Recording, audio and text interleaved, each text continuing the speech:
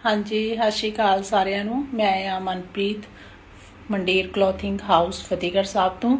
ਇਹ ਆਪਣੇ ਕੋਲ ਸੂਟ ਆਏ ਨੇ ਜੀ, ਬਹੁਤ ਹੀ ਸੋਹਣੇ ਸੂਟ ਨੇ।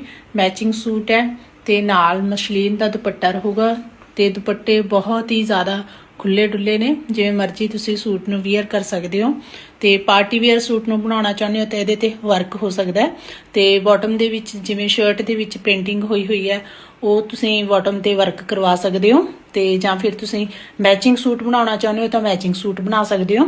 ਤੇ ਜਿਵੇਂ ਵੀ ਤੁਹਾਡੀ ਇੱਛਾ ਹੋਵੇ ਤੁਸੀਂ ਸੂਟ ਨੂੰ ਵੀਅਰ ਕਰ ਸਕਦੇ ਹੋ। ਸੂਟ ਬਹੁਤ ਹੀ ਜ਼ਿਆਦਾ ਸੋਹਣਾ ਹੈ। ਸੂਟ ਦੇ ਕਲਰ ਕੰਬੀਨੇਸ਼ਨ ਬਹੁਤ ਹੀ ਜ਼ਿਆਦਾ ਸੋਹਣੇ ਤੇ ਕੂਲ ਕਲਰ ਨੇ ਤੇ ਸਮਰ ਦੇ ਕਲਰ ਨੇ ਜੀ। ਬਹੁਤ ਹੀ ਪਿਆਰਾ ਸੂਟ ਬਣਿਆ ਹੋਇਆ ਹੈ।